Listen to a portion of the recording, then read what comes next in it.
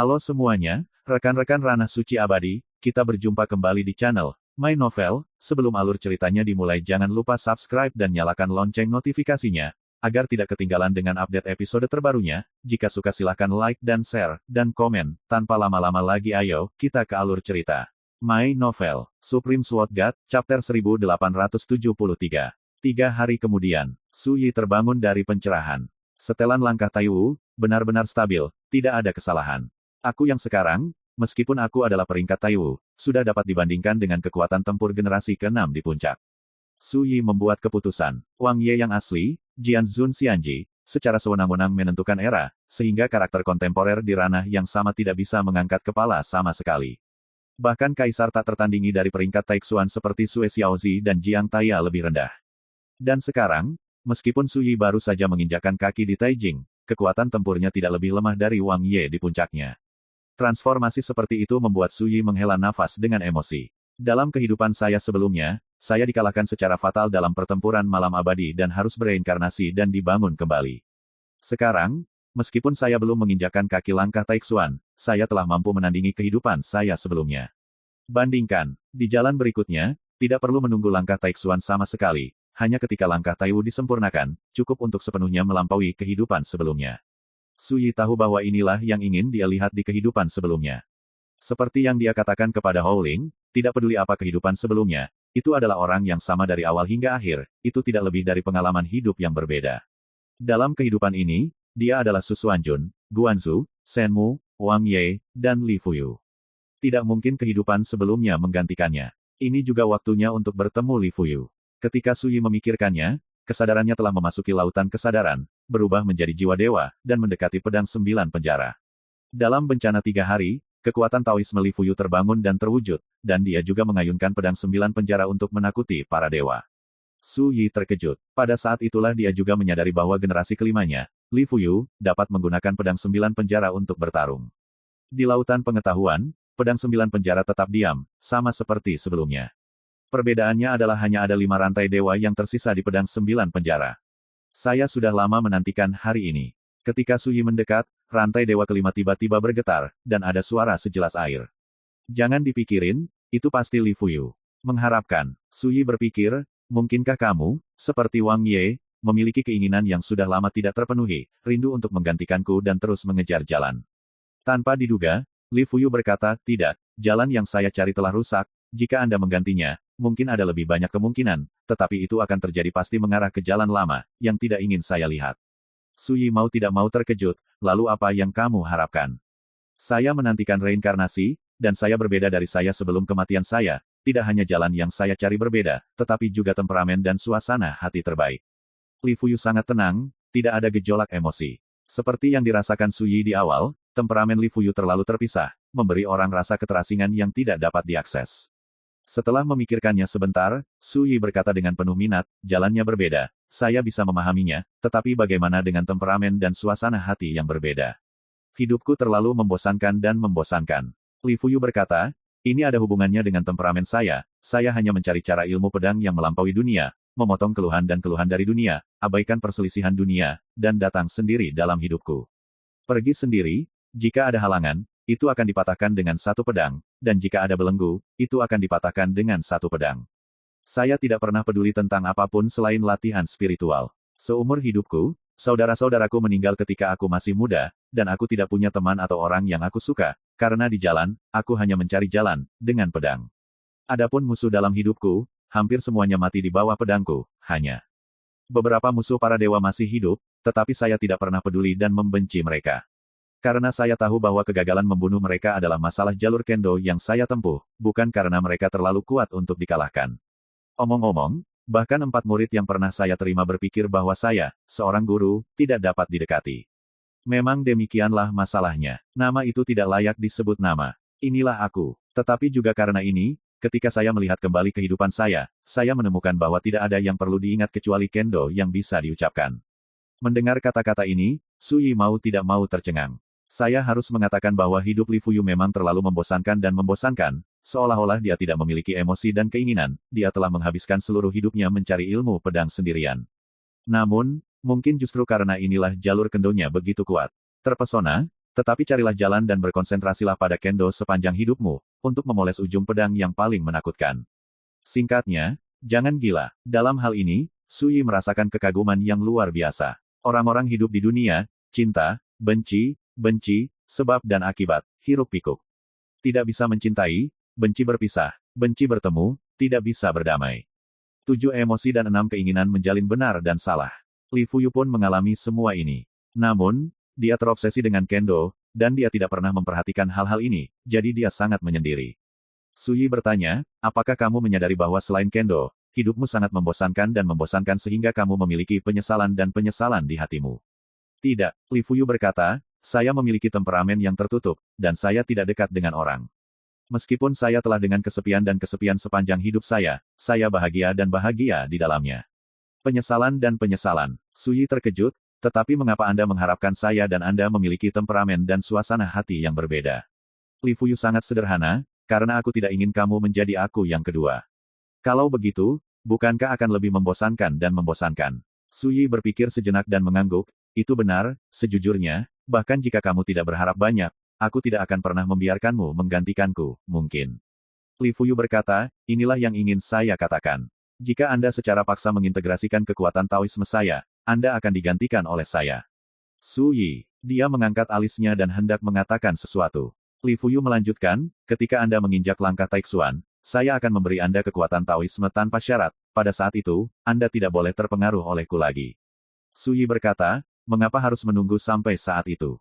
Peringkat Taixuan, mengubah urutan keabadian untuk Anda gunakan sendiri, meredam semangat Taixuan, sampai saat itu, saya akan dapat melihat apa yang Anda sedang mencari Sword Path, yang lebih kuat daripada saat aku berada di peringkat Taixuan.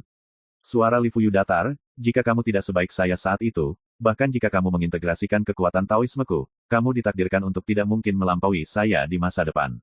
Sui, kata-kata ini sangat lugas, dan dia langsung mengerti, maksudmu, hari ini aku masih tidak bisa bersama Ordo Taixuan, dibandingkan denganmu. Li Fuyu tidak menyangkalnya, mengatakan, ketika saya berada di Taixuanji, saya pernah berkelana ke sungai yang panjang sendirian, dan setelah puluhan ribu tahun pencarian, saya memenangkan keberuntungan khusus. Keberuntungan itulah yang membuat kekuatan saya di dunia ini mencapai terobosan yang tak tertandingi di zaman kuno dan modern. Setelah jeda, dia melanjutkan, pada saat itu, saya dapat membunuh dewa-dewa yang lebih rendah dengan kerja keras saya. Sui, ternyata saat Li Fuyu berada di peringkat Taixuan, dia sudah mampu membunuh dewa. Bukankah ini terlalu buruk? Rao Sisui telah mengalami banyak hal luar biasa, dan dia tidak bisa tidak terkejut dengan kebenaran yang dikatakan Li Fuyu. Hal yang paling keterlaluan adalah bahwa di mulut Li Fuyu, dewa yang lebih rendah, hanya dapat digambarkan sebagai 3 kata, terendah. Setelah beberapa saat, Sui menstabilkan pikirannya dan berkata, artinya, hanya ketika saya memiliki tingkat kekuatan yang sama, itu akan cukup untuk membuktikan bahwa saya memiliki kemampuan untuk berintegrasi dengan Anda. Kualifikasi dari kekuatan karma itu. Tidak, kamu harus melampaui diriku yang dulu.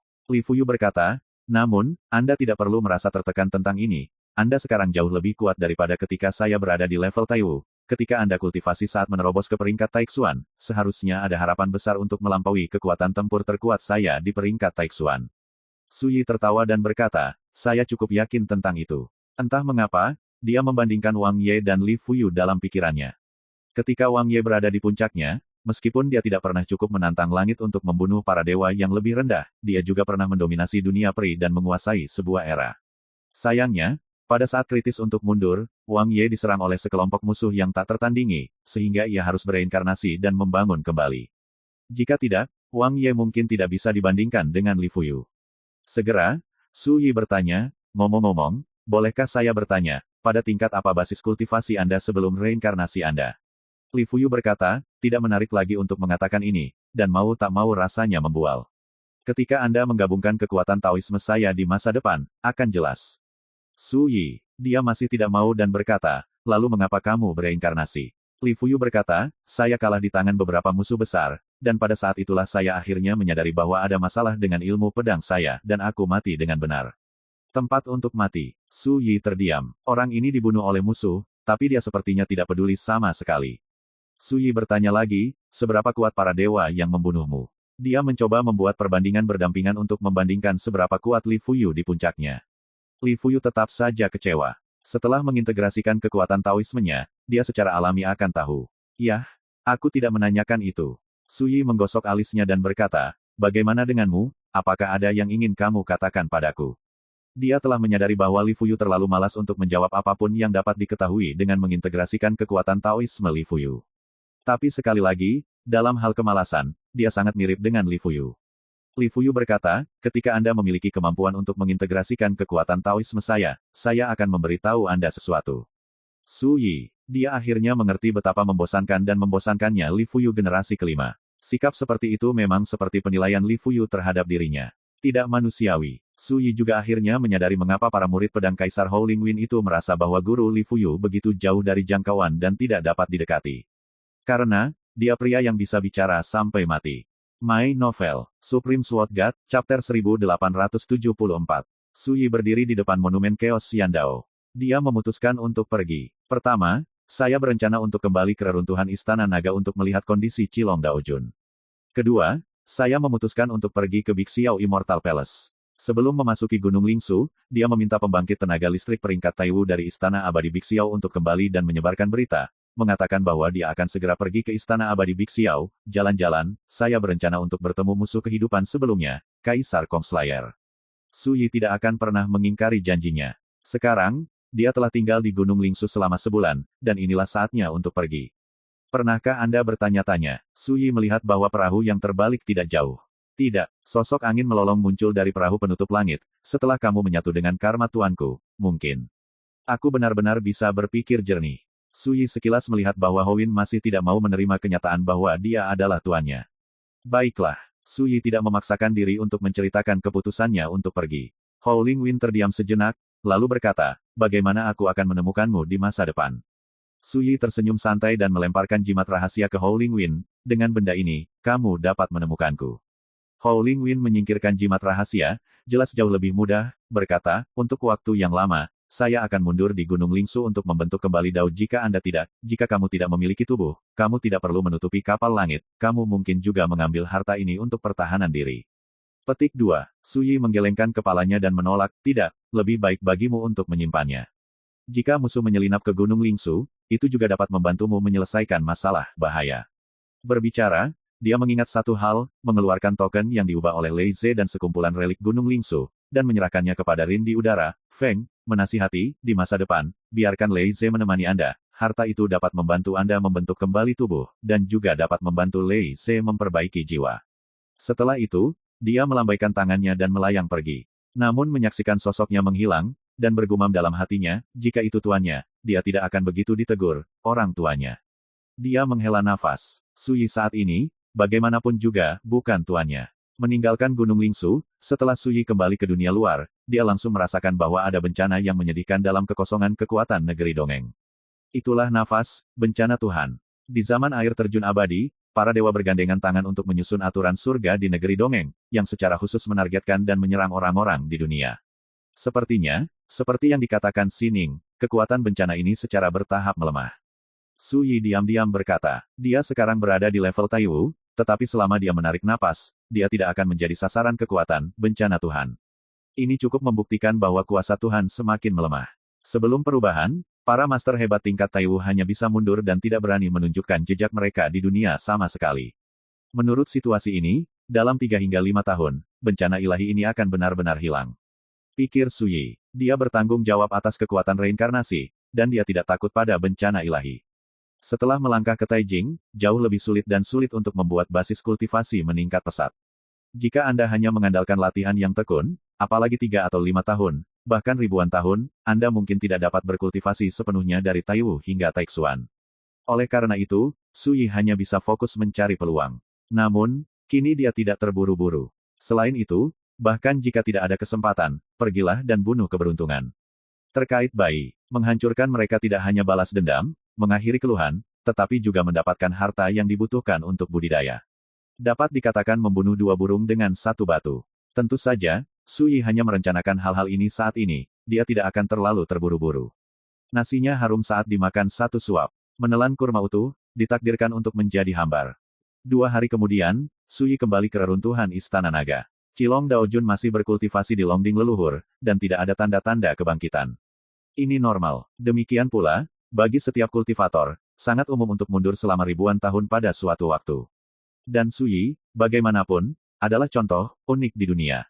Pada akhirnya, Suyi hanya tinggal di reruntuhan Istana Naga selama setengah hari, dan meninggalkan beberapa ramuan yang dibutuhkan untuk pembangunan pondasi setelah membuktikan Dao Taijing, dan memberikannya kepada Qilong Daojun meninggalkan surat dan berbalik. Dengan kekuatanmu, ketika kamu tiba di Istana Abadi Bixiao, dapatkah kamu menyimpulkan di mana kekuatan magis Chu disembunyikan?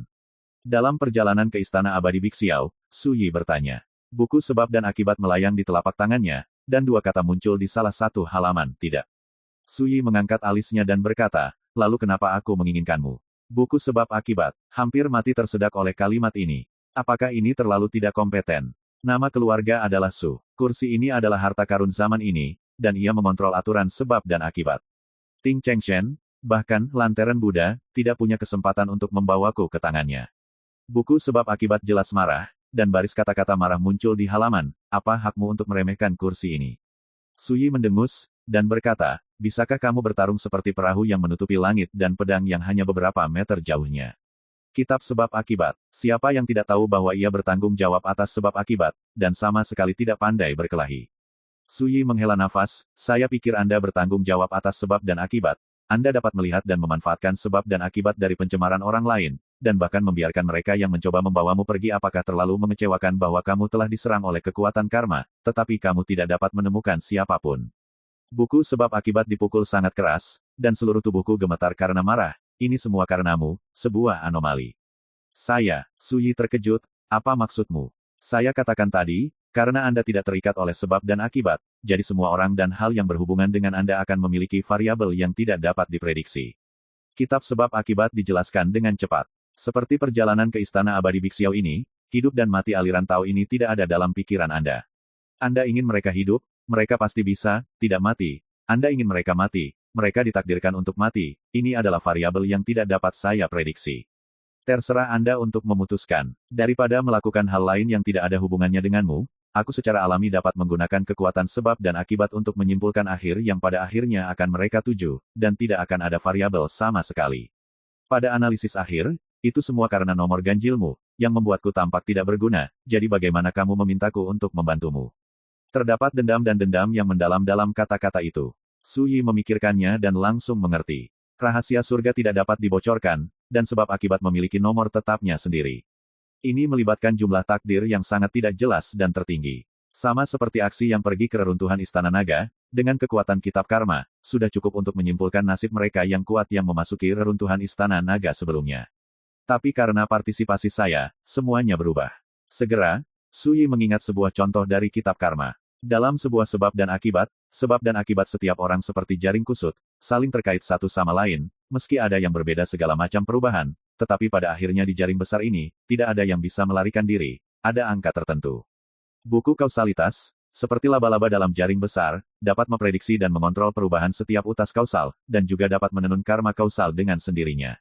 Diri yang dapat memutus sebab akibat itu seperti api, selama ia muncul dalam sebab dan akibat seperti itu, ia akan membakar habis seluruh jaring besar dan biarkan semuanya tenang dan perubahan hancur dan menjadi tidak terduga.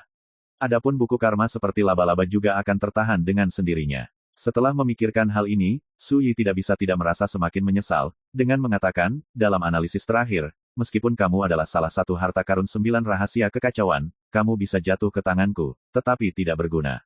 Kitab sebab akibat. Setelah berpikir sejenak, Suyi berkata, untungnya, tidak pernah ada hal yang tidak berguna di dunia ini, di dalam dirimu, aku masih melihat setidaknya 2 tempat yang berguna. Buku sebab akibat disegarkan, yang 2. Pertama, itu bisa menipu orang. Suyi berkata, mereka yang kuat di dunia, yang tidak ingin memiliki harta karun yang kacau balau sepertimu.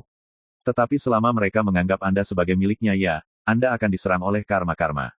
Ketika saya membersihkan musuh besar itu di masa depan, saya dapat membuang Anda sebagai umpan, dan musuh akan mengambil inisiatif untuk mengambil umpan dan menderita pukulan karma. Buku sebab akibat, penulis bersama, apakah Anda sendiri bodoh? Kamu juga menggunakan dirimu sebagai umpan. Brengsek, orang ini ternyata sangat jahat. Saya melihat Suyi melanjutkan, kedua, ia dapat menahan pemboman kekuatan para dewa, tidak peduli seberapa tak tertahankannya, Anda dapat digunakan sebagai bata. Perisai, bata, buku sebab dan akibat benar-benar sunyi, dengan air mata mengalir di wajahnya, dan seluruh buku itu tidak bagus. Bixiao Xiandao, rumah leluhur raksasa Taoisme kuno di Laut Cina Timur, Istana Abadi Bixiao. Di hati para biksu di Laut Cina Timur, Pulau Abadi Bixiao seperti tanah suci tertinggi. Ombak bergulung dan langit cerah. Dari jauh, ketika Suyi datang bersama angin dan melambai dengan perahu kecil, dia menemukan bahwa Pulau Abadi Bixiao sunyi, bahkan tidak ada bayangan. Hal yang paling luar biasa adalah awalnya ada banyak tempat yang diberkati di Lingshan di Bixiao Immortal Island. Tapi sekarang, tempat-tempat yang diberkati itu telah menghilang. Rasanya seperti dicabut dan dibawa pergi. Suyi tercengang, dan pikiran konyol muncul di benaknya. Mungkinkah ketika menghadapi ancamannya sendiri, Istana Abadi Bixiao berlari naik turun terlebih dahulu? Singkirkan perahu, Suyi melayang ke Pulau Abadi Bixiao, dan kesadarannya naik seperti badai, menyebar ke 10 arah. Benar saja, tidak ada orang hidup yang ditemukan. Adapun saya, pada saat itu, saya belum menginjakkan kaki di Taijing, jadi saya tidak tahan dengan ancaman ini, dan membiarkan Anda melarikan diri dari Bixiao Siamong naik dan turun di muka. Sudah, Suyi menggosok hidungnya, terdiam. Pada saat ini, di kejauhan antara langit dan bumi, seberkas cahaya ilahi tiba-tiba muncul, mengembun menjadi sosok yang kuat dan tinggi. My Novel, Supreme Sword God, Chapter 1875. Suyi mendongak. Hanya secercah tekad. Chu Sentong, saya belum melihat Anda selama bertahun-tahun, Anda masih sangat tidak berguna. Suyi tertawa terbahak-bahak. Orang ini adalah kemampuan ilahi Kaisar Pembunuh Langit Chu, pendiri Istana Abadi Bixiao, dan dia adalah salah satu orang yang menginjakan kaki di puncak jauh sebelum zaman keabadian. Kaisar Iblis yang tiada taranya. Tubuhnya adalah Queen Yu. Namun, kekuatan supernatural Chu di depannya hanyalah kekuatan kehendak.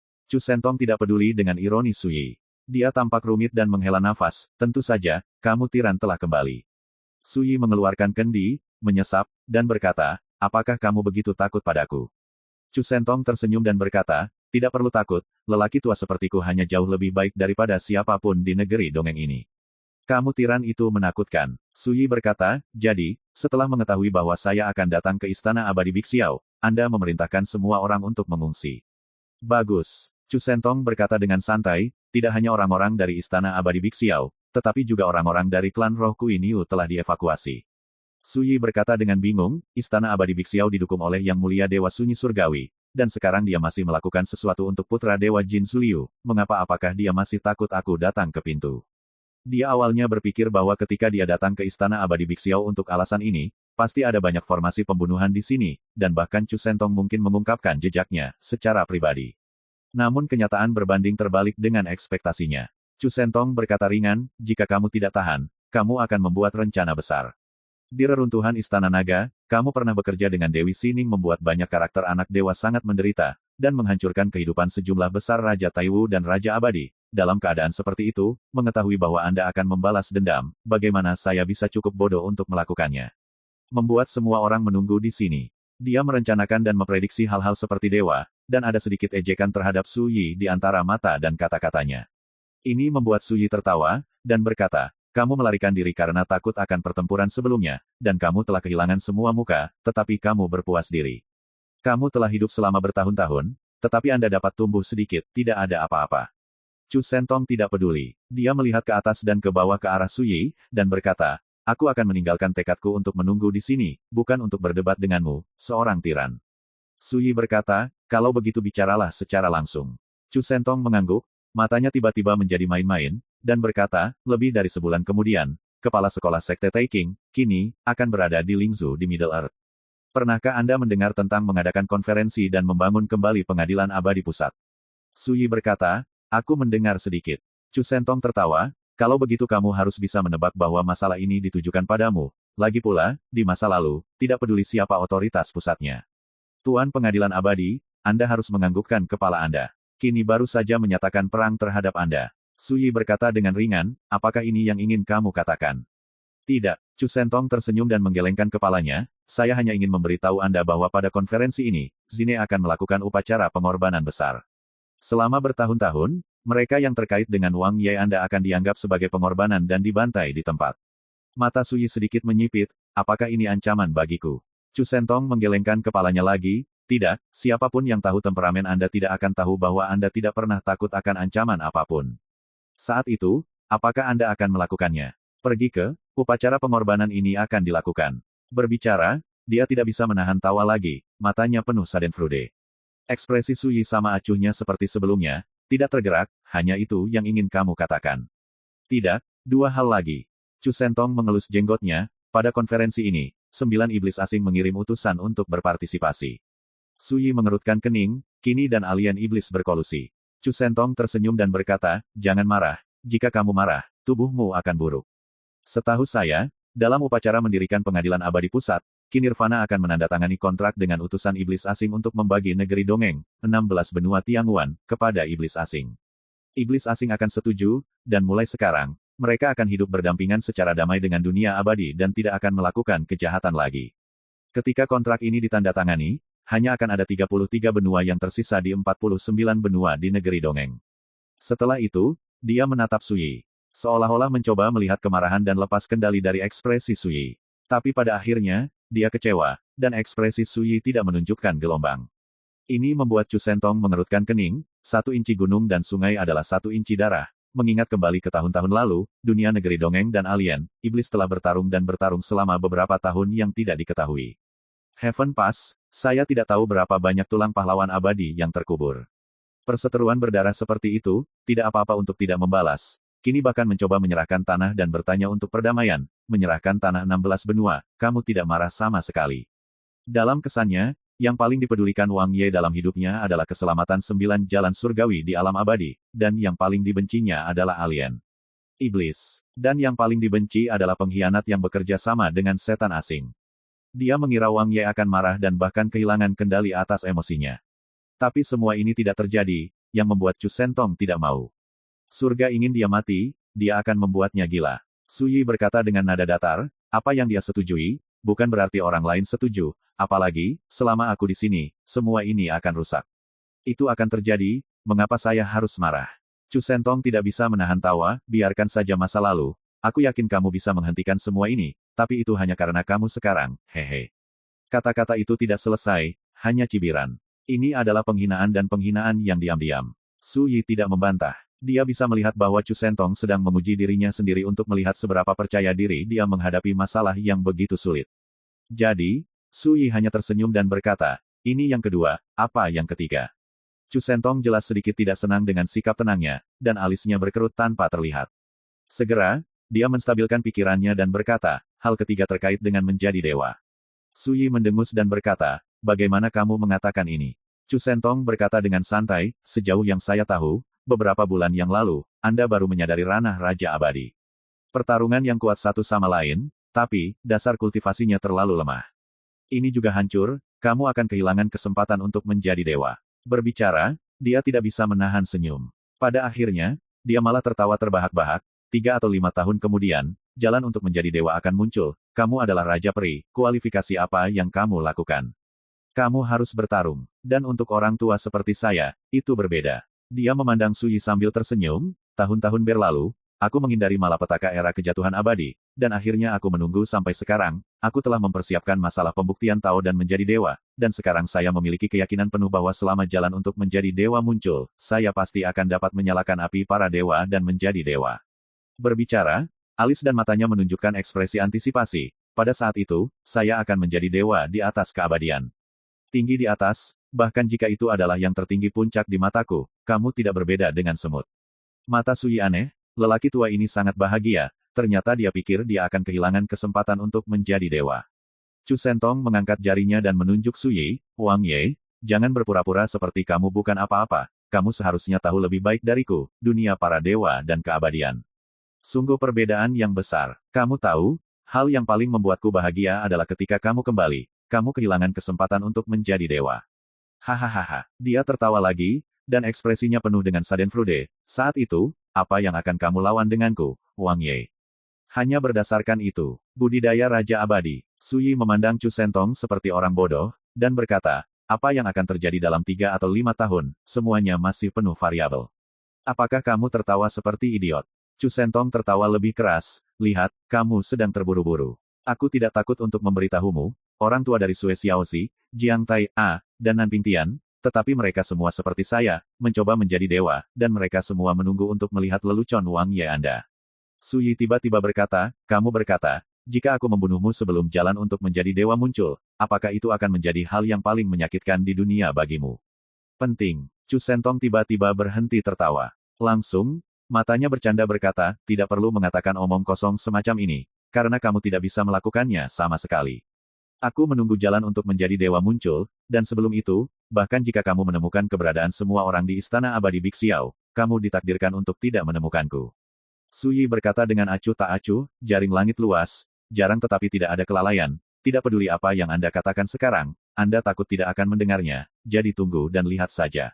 Chu Sentong tertawa, sungguh, kalau begitu saya benar-benar harus menunggu dan melihat. Su Yi juga tersenyum dan berkata, saat aku menangkap dewamu, aku akan membiarkanmu tersenyum seperti sekarang. Mata Chu Sentong berkedip, dan dia berkata, kalau begitu tunggu kamu melakukannya, belum terlambat, sekarang, aku harus pergi juga. Swiss. Dia pindah dan hanyut. Su Yi segera menyusul. Tapi masih di tengah jalan, Chu Sentong tiba-tiba membunuh seekor karabin dan bergegas menuju Su Yi yang mengejarnya. Wang Ye, kamu telah tertipu. Alasan mengapa aku menunggu di sini adalah untuk mencoba kekuatanmu yang sebenarnya dan tidak pernah pergi lagi. Terlambat. Chu Sentong tertawa dan meninju. Boom! Langit berguncang dan kehampaan runtuh. Kekuatan mengerikan dari Ordo Taixuan muncul dari tekad Chu Sentong, semua berkumpul di bawah tinjunya. Jika Anda tidak bergerak, itu sudah menjadi pengetahuan yang menggelegar. Pada saat ini, mata Su Yi menunjukkan tatapan mencibir. Dia mengulurkan tangan dan meraih. Boom! Leher Chu Sentong digenggam oleh Su Yi seperti ayam. Kekalahan instan. Begitu santai, sangat bersahaja. Sehingga ketika Chu Sentong ditangkap hidup-hidup, matanya melebar dan dia kehilangan suaranya, kamu. Su Yi berkata dengan ekspresi simpatik, saya lupa memberitahu Anda, saya baru saja menginjakan kaki di alam Raja Abadi beberapa bulan yang lalu, tetapi sekarang saya telah menginjakan kaki di alam Taijing. Chu Sentong disambar petir dan menghancurkan pertahanannya di tempat. My Novel, Supreme Sword God, Chapter 1876. Beberapa bulan yang lalu, saya menyadari ranah Raja Abadi. Siapa yang bisa percaya? Siapa yang bisa membayangkan? Chu Sentong tidak bisa membayangkannya, jadi dia benar-benar terpana. Pada saat ini, Su Yi berkata dengan dingin, apakah menurutmu jika aku mengancam kehidupan putra Dewa Jin Zuliu, dapatkah aku mengetahui tempat persembunyianmu? Di muka, tempat, mata Chu Sentong menyusut dengan tenang, lalu dia mencibir, baru saja akan mengatakan sesuatu. Boom, kemauannya telah dihancurkan di telapak tangan Su Yi. Apapun jawabanmu, aku pasti akan mencobanya. Su Yi melirik pria itu dan pergi ke Bixiao Immortal Island yang kosong, adapun tempat ini, tidak perlu ada.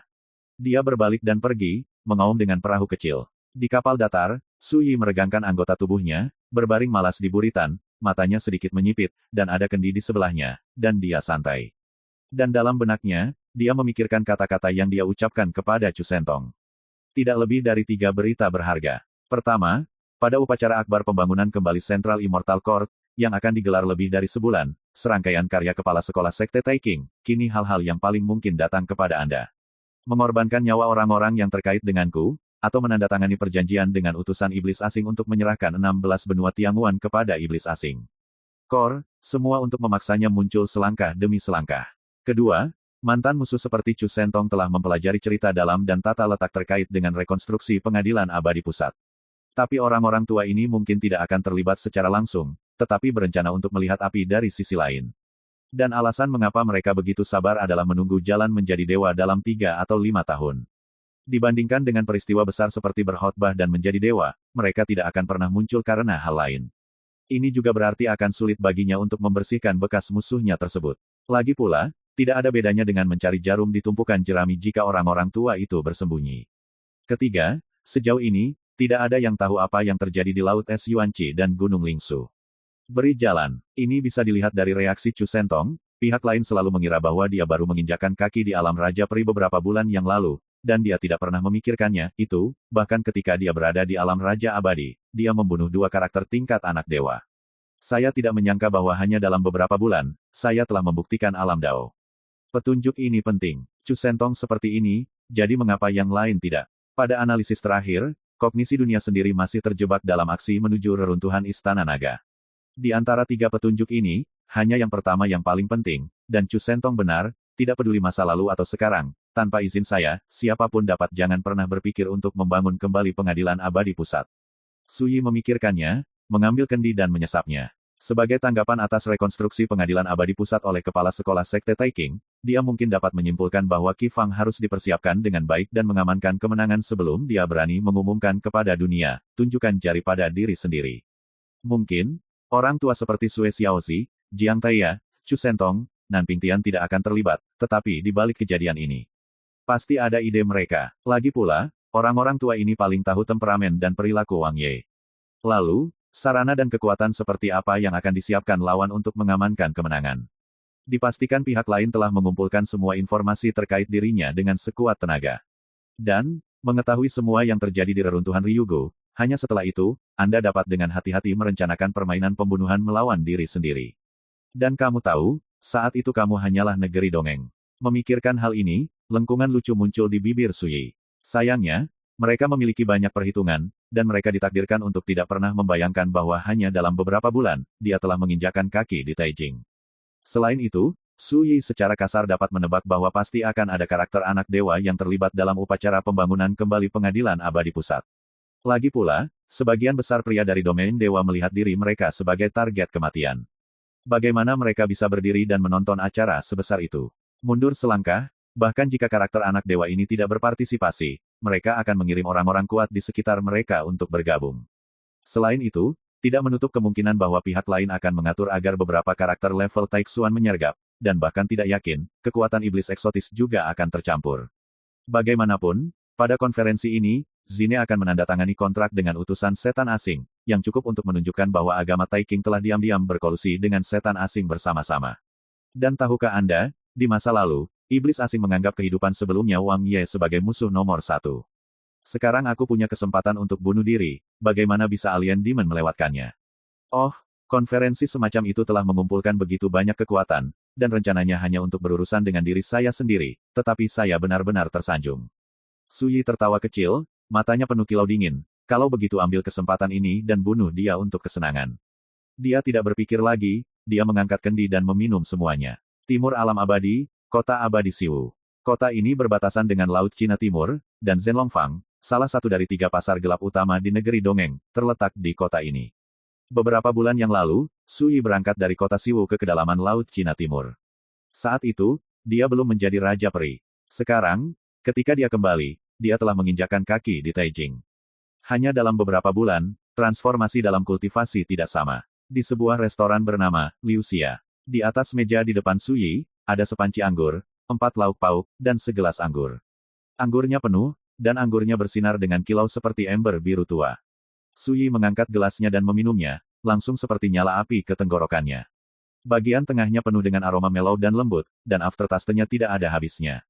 Suyi sedikit mengernyit, minuman peri semacam ini sangat unik. Apakah anggur ini terkenal? Suyi memanggil Xiao Er. Ini adalah pertama kalinya Anda di sini, jika tidak, bagaimana Anda tidak tahu bahwa anggur ini adalah tanda tangan emas restoran kami, Citos Liu Xia? Er kecil tersenyum dan menjelaskan. Citos Liu Xia. Suyi tercengang, matanya sedikit aneh, dan dia berkata pada dirinya sendiri, ketika kamu minum berusia 1000 tahun, sungai dan laut menyedot Liu Xia, anggurnya tidak buruk, dan namanya tidak buruk. Xiao Er memuji, tamunya sangat luas, namanya Citos Liu Xia. Dari puisi ini, Suyi berkata dengan penuh minat, kalau begitu, apakah kamu tahu dari mana puisi ini berasal? Xiao Erdao, dikatakan bahwa, tampaknya sebelum zaman keabadian, Kaisar Yongye menulisnya di konferensi persik di pengadilan abadi pusat, dan itu menyebar ke seluruh dunia abadi, apakah itu benar atau tidak, tidak ada yang tahu. Suyi mengangguk dan berkata, pergi dan isi labu anggurku. Mengeluarkan labu anggur hijau dan menyerahkannya, ini bisa menampung 90.000 kati anggur, kamu harus santai. Xiao Er berkata dengan terkejut, 90.000 kati. Ini akan menelan biaya 100.000 giok abadi tingkat atas. Ayo, kamu tidak akan kekurangan hadiah. Oke, mohon tunggu. Er kecil memegang labu anggur dan bergegas pergi. Suyi menuangkan segelas anggur untuk dirinya sendiri, meminum semuanya sekaligus, dan berbisik dalam hatinya. Ini memang yang dicurahkan Wang Ye setelah mabuk di Peach Banquet. Tujuannya adalah untuk keluar dari 9 jalan surgawi di alam abadi, menenangkan iblis asing, menyapu Liu He, dan sepenuhnya menenangkan perang di dunia. Sayangnya, keinginan yang sudah lama diimpikan ini tidak pernah benar-benar terwujud pada akhirnya. Sekarang, meminum anggur Citos Liu Xia ini, saya ingat bahwa pada konferensi ini untuk membangun kembali pengadilan abadi pusat, kini akan menandatangani kontrak dengan iblis asing untuk menyerahkan langit dekat dengan tanah 16 benua. Suyi tidak bisa tidak memiliki niat membunuh yang tak terkendali di dalam hatinya. Kalau begitu tunggu hari lain, coba pedang di luar Tianguan, dan singkirkan roh-roh jahat. Tamu, ini pesanan Anda. Tiba-tiba, seorang laki-laki berbaju abu-abu datang dengan tergesa-gesa dan menunjukkan sebuah batu giok. Suyi mengambil slip giok dan menyerahkan tas penyimpanan padanya. Ketika dia melihat 10.000 kristal peri di tas penyimpanan, mata pria berpakaian abu-abu itu berbinar gembira, dan dia dengan cepat berterima kasih padanya sebelum berbalik dan pergi. Su Yi melihat isi slip giok sambil minum. Setelah tiba di Siwu Xiancheng, ia menemukan pasukan ular lokal yang menghususkan diri dan mengumpulkan informasi, membayar deposit di muka, dan mengumpulkan informasi yang menyebabkan pergerakan besar di negeri dongeng dalam 3 bulan terakhir, informasi. Dan sekarang, pesan-pesan ini telah dikumpulkan di slip giok. Setelah beberapa saat, Su Yi menyingkirkan batu giok itu dan berpikir keras. Hanya dalam beberapa bulan, banyak hal hebat terjadi di dunia peri. Namun, peristiwa besar ini juga diharapkan olehnya, dan tidak terduga. Misalnya, fakta bahwa banyak karakter anak dewa datang ke dunia peri sudah mulai menyebar di dunia peri, dan sekarang ada berita tentang dewa-dewa ini, karakter anak di mana-mana di dunia. Misalnya, berita bahwa dia adalah reinkarnasi dari Kaisar Malam Abadi Wang Ye, juga menimbulkan sensasi di dunia selama periode waktu ini, menyebabkan kegemparan dan banyak keributan. Namun, acara yang paling menarik perhatian adalah acara untuk membangun kembali Central Immortal Court. Meskipun masih ada lebih dari sebulan sebelum dimulainya acara akbar ini, hampir semua orang di dunia Immortals memperhatikan acara besar yang dapat mempengaruhi pola Immortal. Selain itu, ada berita lainnya. Ini juga memberi Su Yi pemahaman umum tentang situasi terkini di alam abadi. Tiba-tiba, Su Yi melirik secara tidak sengaja, dan melalui jendela restoran, dia melihat sosok yang dikenalnya muncul di jalan yang ramai di kejauhan. Seperti sekilas, sosok familiar itu buru-buru menghilang di hiruk-pikuk keramaian. My Novel, Supreme Sword God, Chapter 1877. Tamu, labu anggurmu. Penjaga toko kedua membawa labu anggur Su Yi. Anggur itu berharga total 91.000 batu giok abadi tingkat atas. Su Yi mengeluarkan tas penyimpanan dan menyerahkannya, sisanya adalah uang. Terima kasih. Petugas toko menanggapi dengan senyuman. Saat membuka tas penyimpanan, dia tercengang, dan jantungnya berdetak kencang. 100.000 batu giok top. Bukankah ini berarti bahwa setelah dikurangi uang untuk minuman dan makanan, saya bisa mendapatkan 6.000 yuan penuh dari batu giok abadi tingkat atas? Brengsek. Dengan uang ini, saya bisa pergi ke Tianxiang Zuiwulou lebih dari 10 kali. Jika saatnya tiba, pastikan untuk mengangguk. Terakhir kali saya pergi dengan penjaga toko muda untuk mendapatkan pengetahuan, saya bahkan bercanda bahwa saya tidak memenuhi syarat untuk berbagi tempat tidur dengan pelayan di sebelahnya. Orang, penjaga toko kedua meliriknya, dan pelanggan itu sudah lama menghilang. Ini seperti dongeng seperti mimpi, menghilang tanpa jejak. Hadiah di tangan itu nyata. Bukan mimpi. Saat senja, cahaya matahari terbenam bagaikan api, dan deburan ombak terdengar dari kejauhan dari Laut Cina Timur. Di jalan yang ramai, seorang gadis muda berjalan tergesa-gesa, bolak-balik di jalanan yang ramai. Gadis itu mengenakan rok kru merah muda akar teratai, kemeja kuning aprikot, mata seperti bulan sabit, alis seperti gunung yang jauh, cantik dan menawan. Meskipun mereka masih berjauhan, indera ketuhanan Su Yi begitu kuat sehingga dia langsung mengenali bahwa gadis itu adalah putri dari patriark klan Tang kuno, Tang Baoer. Saya masih ingat saat pertama kali bertemu, itu di luar reruntuhan Akademi Yongye, panggil dia, adik.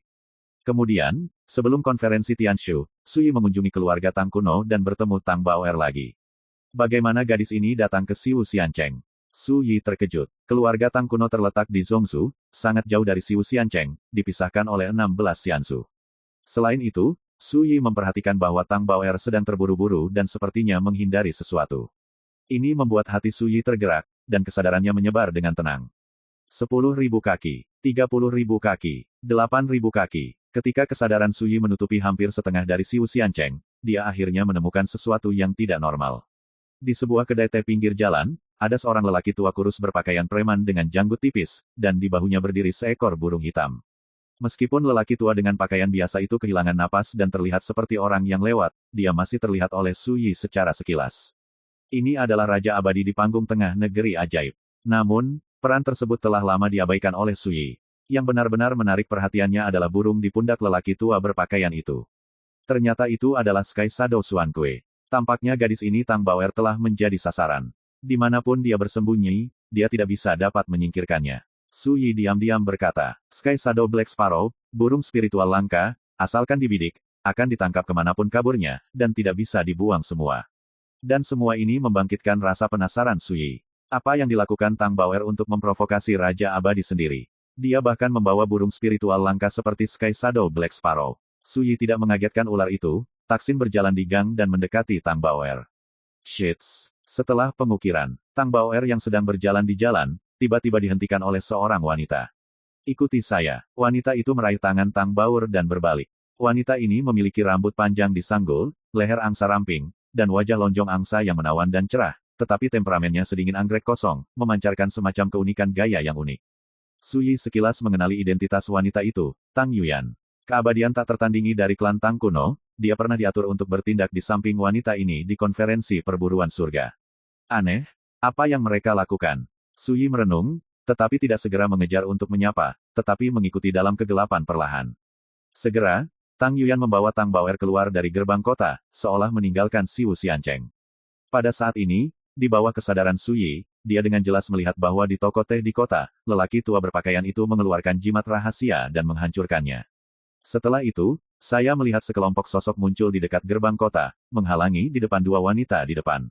Tunggu, itu orang-orang itu lagi, benar-benar angker. Dari kejauhan, Tang Yuyan memperhatikan pemandangan ini, dan segera berhenti, mengerutkan kening, wajah telur angsa cantik itu, penuh kedinginan. Kakak, siapa mereka, dan mengapa mereka terus mengikuti kita? Tang Baoer mau tak mau bertanya dengan suara rendah. Jika tidak ada yang lain, itu harus menjadi kaki anjing dari agama Taiking.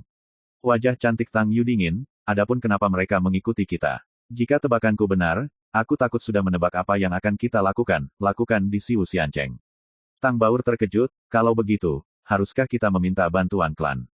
Tang Yuyan menggelengkan kepalanya dan berkata, tidak, sekarang keluarga Tang kita, sudah memiliki masalah besar, jangan berharap ada yang menyelamatkan kita. Berbicara, dia menghela nafas, alisnya penuh kekhawatiran. Kak, karena mereka sudah mengincar kita, kenapa mereka tidak melakukan sesuatu pada kita? Tang Baoer sangat bingung. Tang Yuyan terdiam sesaat, dan berkata, mungkin, mereka hanya ingin menjebak kita di Siwu Xiancheng ini. Dalam sebulan terakhir, dia dan Tang Baur telah berlama-lama di Siwu Xiancheng, dan kadang-kadang pergi ke Zhenlongfang, salah satu dari 3 pasar gelap utama, untuk menanyakan berita. Tapi baru 3 hari yang lalu, ketika Tang Yuyan dan Tang Baur hendak meninggalkan Siwu Xiancheng, mereka tiba-tiba menyadari bahwa seseorang diam-diam mengikuti mereka. Yang aneh adalah selama mereka tidak memilih untuk meninggalkan kota abadi Siwu, mereka yang mengikuti mereka akan menghilang. Dalam 3 hari terakhir, Tang Yuyan telah mencoba berkali-kali, setiap saat. Suatu kali, Tang Yuyan tidak tahan lagi, dan mencoba meninggalkan Siwu Xiancheng sendirian di kegelapan malam, tetapi juga dihadang oleh sekelompok orang. Pada saat itulah Tang Yuyan menyadari bahwa seseorang mencoba menjebak mereka di Siwu Xiancheng dan mencegah mereka pergi dari sini. Apa yang harus kita lakukan sekarang? Tang Baur berkata cemas. Tang Yuyan terdiam sejenak, lalu berkata, Baoer, saya curiga ada masalah besar dengan klan, kita tidak bisa menunggu apapun, lebih lama. Dia mengangkat matanya dan menatap Tang Baoer, nanti, aku akan membawamu keluar dari kota ini, oke? Tang Baur mengangguk dan berkata, oke. Apakah kamu tidak takut? Jangan takut. Tang Yuyan tersenyum dan mengusap kepala kecil Tang Baur, dan berkata, jangan khawatir, aku akan membantumu menemukan jalan keluar dan memberimu kesempatan untuk pergi. Di sini, kembali ke klan. Berbicara, matanya menjadi tenang dan bertekad, dan bersama dengan Tang Baoer, mereka berjalan menuju gerbang kota. Dekat gerbang kota, sekelompok orang kuat diringkas dan ditempatkan di berbagai posisi. Saat jauh, melihat Tang Yuyan dan Tang Baur mendekat, seorang pria parubaya jangkung berjubah kuning mengerutkan kening, lurus ke depan, memblokir jalan di depan, dan berkata, kamu dua, tolong berhenti. Tang Yuyan menatap seperti listrik, dan berkata dengan nada dingin, tidak peduli siapa Anda dan untuk siapa Anda bekerja, yang terbaik adalah keluar dari jalan sekarang. Huang Pao parubaya tersenyum dan berkata, kalian berdua harus mendengarkan saranku, kembali, dan tinggal di Siwu Xiancheng ini dengan patuh, jadi kamu tidak perlu khawatir tentang sesuatu yang tidak terduga, jika Anda bersikeras untuk pergi. Anda pasti akan menderita beberapa kesulitan. Matanya main-main, dan dia tidak peduli dengan ancaman Tang Yuyan, makhluk abadi yang tiada taranya. Dentang, Tang Yuyan menjentikkan jarinya, dan sebuah pedang muncul, beri atau tidak. Pria parubaya berjubah kuning tidak bisa menahan tawa, dan kekuatan yang mengintimidasi diam-diam muncul dari sosok tinggi, dan matanya menjadi dingin dan tegas. Dia mengangkat tangan kanannya dan menekannya ke ruang kosong sesuka hati. Di penjara total, wajah Tang Yuyan berubah total, Immortal King. Dia tidak dapat dipercaya, tidak dapat membayangkan bagaimana tingkat keberadaan seperti itu dapat menargetkan dirinya dan Tang Baur. Tang Baur juga sangat gugup, dan wajahnya penuh kekhawatiran. Raja Peri, konfrontasi dengan tingkat eksistensi ini hampir tidak berbeda dengan kecoa yang menggoyang-goyangkan pohon, yang membuat orang putus asa. Melihat penampilan suram kedua gadis itu, Huang Po setengah bayat tidak bisa menahan tawa dan berkata, akhirnya aku akan memberimu kesempatan, pergilah, kembali dengan patuh, jika tidak.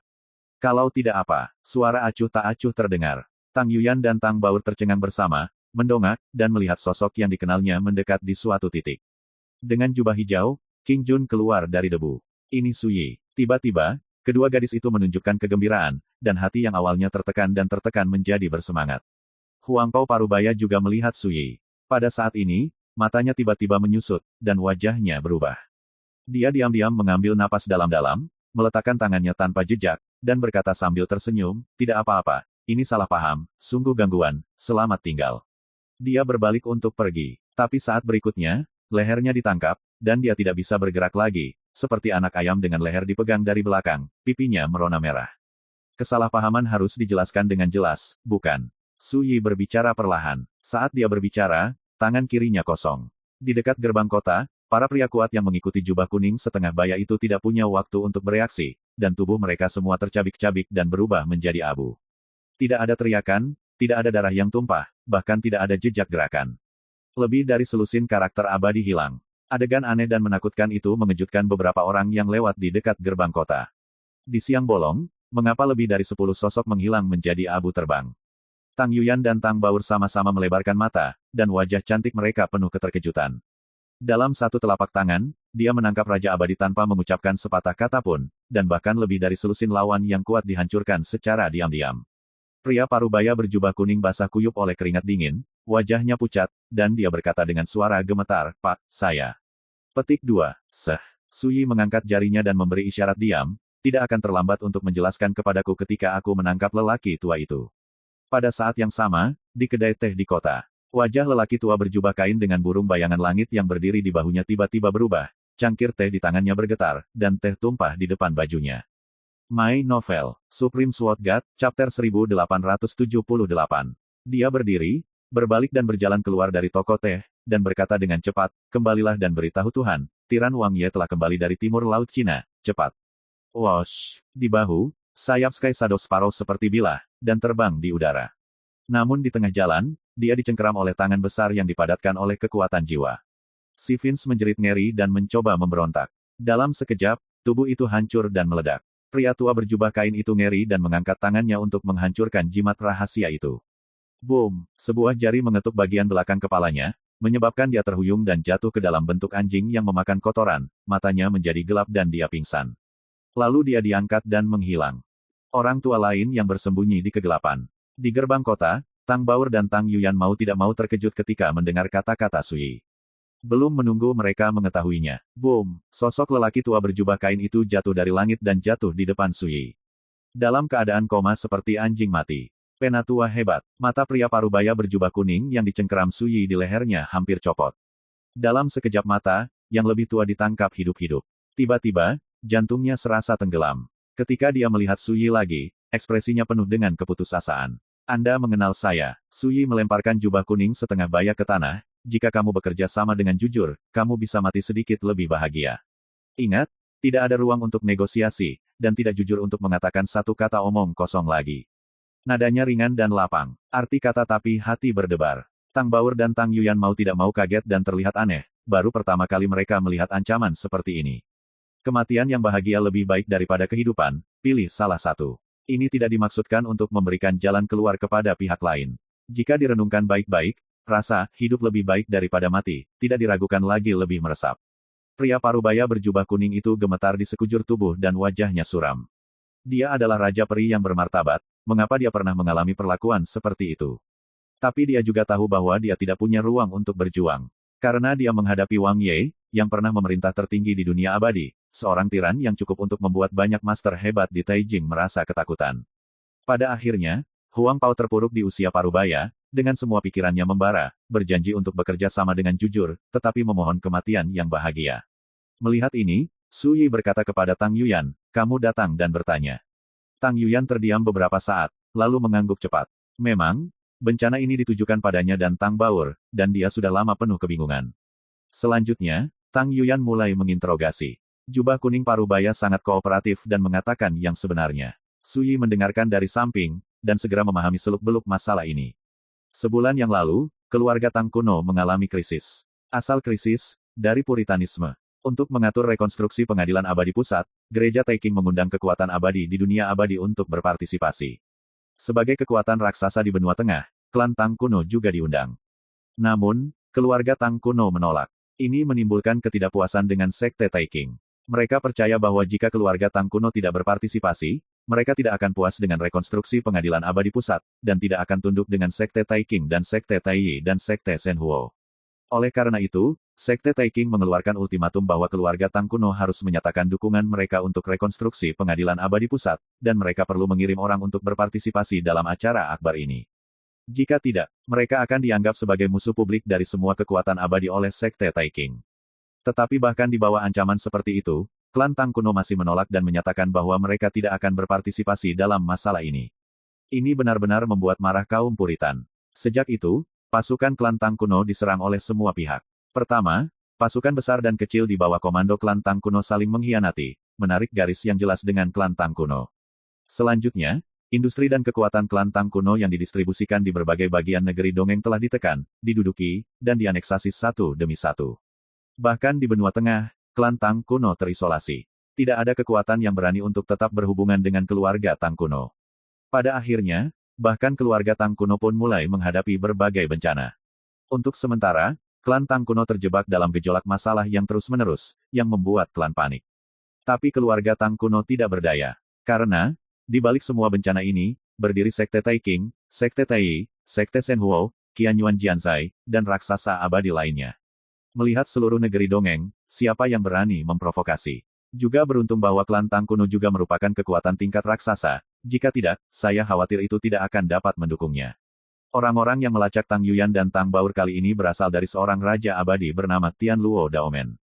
Tian Luo Daomen melekat pada agama Taiking dan mematuhi perintah Sekte Taiking. Alasan mengapa mereka mengikuti Tang Yuyan dan Tang Baur terkait dengan tujuan mereka datang ke Siwu Xiancheng. Ternyata Tang Yuyan dan Tang Baur datang ke Siwu Xiancheng, diatur oleh Tang Lingqi, tetua klan Tang kuno, untuk menanyakan informasi Sui.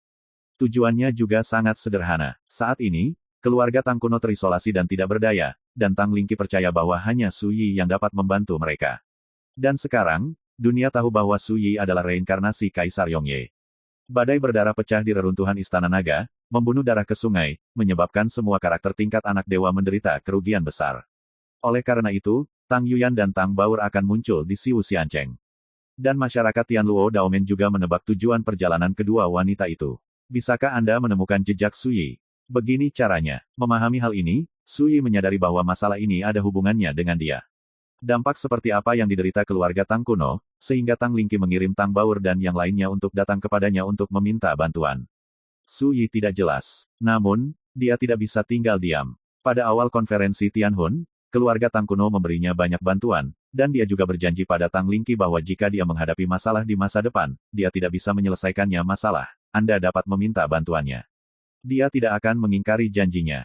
Tuan Kaisar, apa yang harus saya lakukan dengan orang ini? Nada suara Tang Yuyan sangat menakjubkan. Di masa lalu, dia tidak tahu identitas Sui, dan dia telah membuat banyak kesalahpahaman dan lelucon. Memikirkan hal ini, dia panik.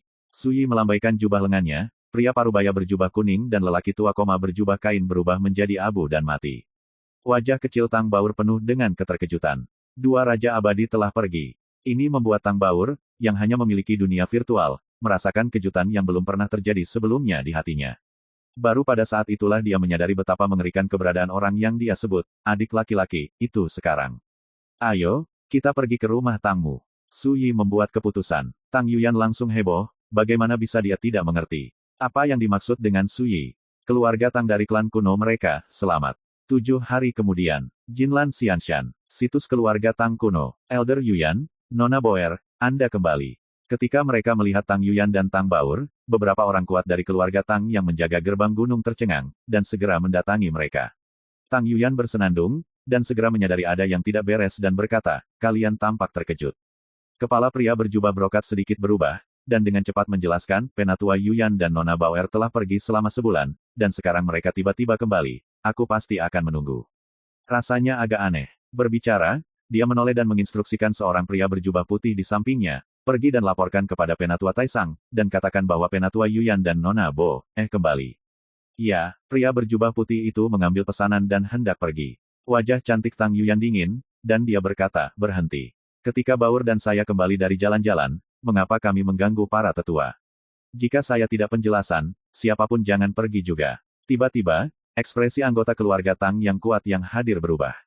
Melihat ini, Su Yi, yang telah menonton ini dengan mata dingin, mau tidak mau mengangguk diam-diam. Tang Yuyan memang sangat tua, dan dia melihat sesuatu yang tidak normal. Pria berjubah brokat itu merendahkan suaranya dan berkata dengan suara rendah, "Tetua Yuyan, sesuatu terjadi pada klan beberapa hari yang lalu." "Seberapa jauh? Jangan kembali." Hati Tang Yuyan tenggelam dan berkata, "Jika Anda memiliki sesuatu untuk dikatakan, jelaskan, apa yang terjadi dengan klan." Ini, pria berbaju brokat itu tampak malu. Yang lain juga menundukkan kepala, tidak berani menatap mata Tang Yuyan. Ini membuat Tang Yuyan semakin sadar akan hal buruk, dan sepasang alis mau tak mau mengerutkan kening. "Saya hanya pergi selama sebulan, dan klan telah mengalami semacam perubahan drastis. Kita tidak perlu mempermalukan mereka, kita bisa pergi dan melihat sendiri." Pada saat ini, Su Yi tiba-tiba berbicara. Dia memimpin dan berjalan ke depan. "Berhenti, siapa kamu?" Keluarga Tang yang kuat hendak menghentikan mereka ketika kekuatan tak terlihat menyebar dari Su Yi, menekan mereka sepenuhnya ke tanah dalam satu gerakan, tidak sadarkan diri. Su Yi berjalan ke gerbang gunung tanpa melihatnya. Tang Yuyan dan Tang Baur tertegun sejenak, lalu dengan cepat mengikuti. "Tuan Kaisar, menurut generasi muda, lebih baik kita menanyakan situasinya terlebih dahulu, agar tidak terlalu berisik dan mengagetkan ular." Tang Yuyan berbisik. Su Yi melambaikan tangannya dan berkata dengan acuh tak acuh, "Tidak perlu melakukan ini. Langsung ke pintu, jika ada variabel, saya akan menyelesaikannya." Tang Yuyan, Tang Baur tiba-tiba khawatir dan berkata, "Sebelumnya, mereka ingin melaporkan berita kepulangan kami kepada para tetua, tetapi mereka tidak melapor kepada ayah saya khawatir." "Ayah dia, kemungkinan besar ada masalah." Wajah gadis itu penuh kekhawatiran, ayahnya adalah patriark klan Tang. Jika sesuatu terjadi pada keluarga Tang, ayahnya pasti akan menjadi orang pertama yang menderita. Jantung Tang Yuyan juga dicengkeram dengan kuat, dan dia bergumam, "Tidak hanya itu, mereka juga menyarankan kita untuk pergi dengan cepat dan tidak pernah kembali. Ini sangat mungkin, karena seseorang di klan kita ingin melawan kita." Tiba-tiba, hati dia dan Tang Baur menjadi sangat berat. Su Yi berpikir sejenak, lalu berkata dengan hangat, "Menurut pendapat saya, pasti ada masalah dalam keluarga Tang Anda, dan ini mudah diselesaikan. Jangan lupa, ada aku di sini." Kata-katanya sangat santai dan hambar. Tapi sepertinya ada kekuatan yang meyakinkan dalam kata-kata itu, yang tiba-tiba menenangkan suasana hati kedua wanita itu. Seperti mencari penyangga, meski langit runtuh, akan ada seseorang yang melindungimu dari angin dan hujan. My Novel, Supreme Sword God, Chapter 1879. Jinlan Xianshan di tengah jalan mendaki gunung. Di sebuah dojo. Malu sekali. "Oh," seorang pria kekar menamparkan wajah Ning Cui dengan keras. Ning Cui berguling ke tanah, wajahnya merah dan bengkak, matanya penuh amarah dan ketakutan.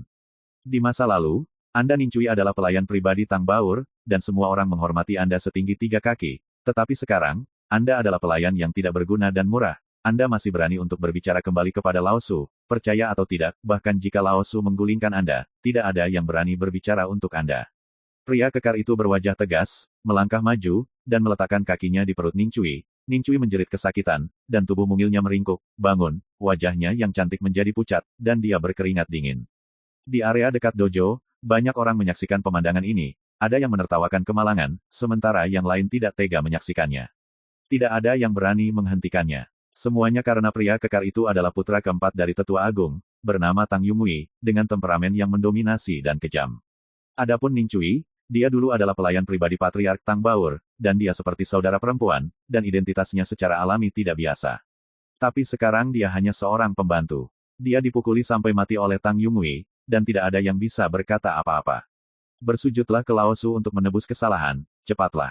Pria kekar itu menyeringai, "Jika tidak, aku akan melenyapkanmu, jalan kecil, dan menggunakannya sebagai alat untuk melampiaskan api bagi pelayan terendah di dunia, klan." Ning Cui mengangkat kepalanya dengan susah payah, menggertakkan giginya dan berkata, "Tang Yumui, kamu pasti akan dihukum mati." Mata Tang Yumui penuh dengan keganasan, dan dia melangkah maju dan menginjak Cui Wei. Semua orang di sekitar merasa merinding, kekuatan kaki ini sangat dahsyat, sekali diinjak, tubuh mungil Ning Cui harus berubah menjadi daging dan darah. Pada saat ini, sebuah bayangan tiba-tiba muncul dari udara tipis, dan ditembak dengan telapak tangan. Boom! Tang Yumui diledakkan dan dihempaskan ke tanah jauh dari dojo. Semua orang terkejut, baru kemudian mereka melihat dengan jelas bahwa orang yang tiba-tiba menembak adalah tetua ketujuh Tang Yuyan. Hampir pada saat yang sama, orang-orang juga melihat bahwa Tang Baur, putri patriark, juga muncul, dan segera mengangkat Ning Cui ke tanah. "Ning Cui, Apa kabar? Tang Baur tampak khawatir. Ning Cui berkata dengan bodoh, Nona. Dia tampak luar biasa. Melihat luka di tubuhnya, wajah Tang Baur dingin dan marah, dan dia berkata, jangan takut, aku akan melampiaskan amarahmu. Meskipun Ning Cui adalah pembantunya, keduanya tumbuh bersama dan seperti saudara perempuan. Melihatnya menderita penghinaan dan diinjak-injak seperti itu membuat Tang Baur benar-benar marah. Nona jangan. Tang Baur berteriak dan tiba-tiba meraih tangan Tang Baur, dengarkan aku, pergi, pergi. Tang Baur tercengang. Tang Yuyan juga mengerutkan kening. Mau pergi. Tidak ada pintu. Di kejauhan, Tang Yungui bangkit dan melirik Tang Yuyan dan Tang Baur dengan tatapan pahit. Kalian para pendosa klan harus dihukum berat. Klan orang berdosa. Tang Yuyan dan Tang Baur semakin merasa salah. Tang Yungui meraung ke semua orang di dekat dojo. Apa yang masih kamu lakukan? Cepat panggil seseorang. Suara penonton yang mengejutkan. Tiba-tiba, warga sekitar berhamburan, dan mereka bergegas melakukan aksi. Tang Yuyan hendak menghentikannya ketika suara acuh tak acuh datang dari pintu masuk dojo. Biarkan mereka pergi, tempat ini luas dan pemandangannya tidak buruk, jadi inilah solusi untuk masalah internal klan Anda. Tang Yuyan menghela nafas dan mengangguk. Hanya Tang Yungui yang melihat bahwa orang yang berbicara adalah seorang pemuda berjubah hijau. Orang-orang, berdiri di pintu masuk dojo, menatap pohon persik yang berakar di sisi gunung. Pemuda berjubah hijau berdiri di sana dengan tangan di punggung dan labu anggur kuning tergantung di pinggangnya. Tang Yungui mengerutkan kening, dan berkata dengan sungguh-sungguh, siapa kamu berani melanggar? Su Yi menoleh dan melihat ke atas. Momen berikutnya, dengan keras, Tang Yungui jatuh berlutut, kepalanya meraih tanah, dan seluruh tubuhnya dipenjara oleh kekuatan tak terlihat, dan dia bahkan tidak bisa bersuara. Biarkan dia berlutut dulu, lalu memutuskan hidup dan matinya saat kebenaran terungkap, bagaimana dengan itu? Su Yi berkata lembut. Tang Yuyan mengangguk. Pada saat ini, Tang Baur telah mempelajari beberapa kebenaran dari mulut Ning Cui. 3 hari yang lalu, sebuah bencana menimpa keluarga Tang kuno. Sekte Taiking mengirim 9 raja abadi dan 2 utusan misterius untuk datang, dan bersikeras bahwa keluarga Tang kuno harus menundukkan kepala kepada Taiking Puritan untuk menyerah. Jika tidak, kita akan membunuh sampai klan Tang kuno menyerah. Perlu dicatat bahwa dalam sebulan terakhir, keluarga Tang kuno telah lama terisolasi dan tidak berdaya, bermasalah dan genting. Saat ini, di bawah paksaan seperti itu, banyak orang tua yang tidak tahan lagi dan memutuskan untuk berkompromi dan menyerah. Namun semua ini mendapat tentangan keras dari Patriark Tang Duyun, Tetua Taisang Tang Jinhong, Tetua Tang Lingqi dan lainnya. Patriark Tang Duyun bahkan menyatakan bahwa dia lebih suka menjadi potongan batu giok daripada ubin. Ini benar-benar membuat marah kaum Puritan, dan juga menarik banyak orang tua di keluarga Tang untuk tidak puas. Sebuah barang antik tingkat Taiwu bernama Tang Yuejin dari keluarga Tang kuno disiagakan dan pecah. Setelah mengetahui situasi klan Tang kuno, Tang Yuejin tidak segan-segan meniadakan posisi patriarki Tang Duyun. Bersama dengan Tang Jinhong, Tang Lingqi dan lainnya ditekan di tempat dan ditangkap. Pada saat yang sama, di bawah pengaturan Tang Yuejin, seluruh klan Tang kuno memilih untuk menyerah pada agama Taiking. Dalam klan Tang kuno, Patriark Tang Yuejin, orang-orang tua yang menentang penyerahan, dan bahkan istri dan anak-anak mereka dianggap sebagai pendosa klan dan dipenjarakan berdiri. Pada titik ini, Tang Yuyan dan Tang Baur akhirnya mengerti. Hanya ini saja, namun membuat mereka berdua seperti disambar petir dan kehilangan nyawa, dan sulit bagi mereka untuk menerimanya, sementara waktu. Tidak heran mereka akan diperlakukan seperti itu ketika mereka kembali, mereka akan dianggap sebagai pendosa klan. Ternyata jauh sebelum mereka kembali, klan sudah berubah. Setelah Su Yi mengetahui hal ini, dia menyadari bahwa klan Tang kuno telah menderita akibat perubahan drastis ini, dan aku khawatir dia akan datang dengan 2 orang yang telah dan Sekte Taiking. Malaikat, itu terkait. Pada saat ini, sekelompok sosok meraung dari kejauhan, mengancam. Ada ratusan. Semua adalah tokoh besar keluarga Tang kuno. Yungui, ada apa denganmu? Begitu dia tiba, lelaki tua berbaju ungu melihat Tang Yungui yang ditekan dan berlutut, dan wajah tuanya tiba-tiba menjadi sangat suram. Tang Yungui berlutut di sana, tak mampu bergerak atau mengeluarkan suara, seperti patung tak bergerak. Tuan Kaisar, orang ini adalah tetua klan kami Tang Jinfeng. Tang Yuyan dengan cepat memperkenalkannya. Su Yi bersenandung tanpa sadar, mengangkat tangannya dan mematahkan bunga persik dari pohon persik di dinding gunung dan memegangnya di tangannya. Cabang persik panjang, ada 7 bunga persik yang menyala, benang sari masih basah oleh embun, dan mereka bersinar dengan kilau kristal di langit.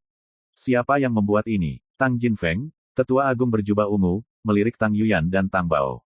Dia mengerutkan kening ketika melihat Su Yi berdiri di samping pohon persik. Siapa ini? Tidak heran dia tidak mengenalnya. Ketika Su Yi menjadi tamu di keluarga Tang kuno, dia menyamar dan bertindak sebagai Senmu. Dan sekarang, Su Yi mengungkapkan penampilannya yang sebenarnya. Saya melakukannya. Suyi memegang cabang persik di satu tangan, berbalik dan berjalan santai, dan berkata kepada Tang Yuyan dan Tang Baur, hal berikutnya, serahkan padaku, Anda hanya dengan menonton. Jantung Tang Yuyan menegang, seolah-olah dia takut Suyi akan membunuhnya. Dia berkata, Tuan Kaisar, tidak peduli apa, mereka semua adalah klan saya, alasan kenapa mereka memilih untuk menyerah adalah karena mereka terpaksa. Suyi mengangguk dan berkata, jangan khawatir, itu pilihan mereka apakah mereka menyerah pada Sekte Taiking, aku tidak akan marah. Elder Yuyan, siapa orang ini? Apakah Anda membawanya? Penatua Tang Jinfeng mengerutkan kening dan bertanya dengan suara yang dalam.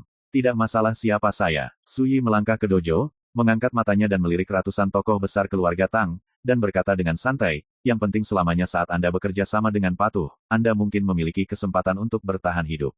Ucapan tersebut membuat para tokoh besar di keluarga Tang kaget dan hampir tidak percaya dengan pendengaran mereka. Menyebarkan keliaran di wilayah keluarga Tang saya. Sungguh lancang. Seorang pria berjubah hitam tertawa marah. Sombong. Suyi tersenyum dan berkata, kalau begitu aku akan menunjukkannya padamu. Berbicara, dia memegang ranting persik di udara. Gerakannya lembut, dan bahkan embun di kelopaknya tidak turun. Tapi di kejauhan, pria berjubah hitam itu jatuh dari langit dengan keras, menghantam tanah dengan keras, dan berteriak. Ada keributan di lapangan, dan semua orang kaget. Apakah Yang Mulia terlalu berlebihan untuk menyakiti orang di setiap kesempatan? Seseorang berkata dengan marah. Boom! Suara itu masih bergema, sosok pria ini terhuyung-huyung dan jatuh ke tanah, tak mampu bangkit meski meronta. Pada saat ini, semua orang tampaknya akhirnya menyadari kekuatan lawan mereka. Namun Suyi tidak berhenti sampai di situ. Dia memikirkannya dan berkata, lupakan saja, karena kamu sudah memulai, kamu tidak dapat memilih satu sama lain. Jubahnya melambai. Boom! Kehampaan bergetar hebat, dan paksaan yang mengerikan turun dari langit. Itu hancur ke tanah, dan jatuh ke area yang luas, diikuti oleh teriakan satu demi satu. Adegan itu sangat spektakuler, juga sangat lucu. Orang-orang hebat yang awalnya agresif, betapa agungnya, tetapi dalam sekejap mata, mereka berguling ke satu tempat, sengsara dan malu. Hal ini membuat banyak orang dari keluarga Tang yang mendengar berita itu dari kejauhan semuanya ngeri, dan jiwa mereka hilang, dan seluruh orang bodoh. Siapa pria itu? Bagaimana bisa begitu menakutkan? Hanya Tang Yuyan dan Tang Baur yang tahu bahwa Lord Dijun telah menunjukkan belas kasihan. Pada saat ini, Suyi mengambil kursi rotan, memegang cabang persik di tangannya, dan duduk dengan nyaman di dalamnya. Saya tahu, jika Anda tidak mau, teleponlah seseorang, dan panggil pria bernama Tang Yuejin untuk menyelamatkan masalah. Tidak ada kata terlambat untuk bertanya ketika semua orang sudah tiba. Nada Suyi santai, suaranya tidak keras, tetapi bergema dengan jelas di arena, menekan erangan dan jeritan menyakitkan itu. Suasana di lapangan sempat menyesakkan dan membuat orang sesak napas. Semua orang kaget. My Novel, Supreme Sword God, Chapter 1880. Di dojo, Suyi duduk di sana dengan malas, dengan santai, memegang cabang persik yang dihiasi kelopak merah cerah, menutup matanya dan beristirahat. Sikapnya yang nyaman membuat Tang Yuyan dan Tang Baur benar-benar tenang. Di lapangan, semua orang di keluarga Tang gemetar dan panik. Dalam sekejap, seorang lelaki tua dengan jubah Konfusianisme dan gaya abadi muncul di dojo. Leluhur, Penatua Tang Jinfeng dan yang lainnya semua bersemangat, seolah-olah mereka telah menemukan tulang punggungnya. Anggota keluarga Tang lainnya yang menonton dari kejauhan semuanya lega dan bersemangat. Orang di sini adalah master peringkat Taiwu dari klan Tang kuno mereka, Tang Yuejin. Yang mengejutkan semua orang, setelah Tang Yuejin tiba, dia merapikan pakaiannya, berjalan ke depan, dan memberikan hadiah khusyuk kepada Suyi.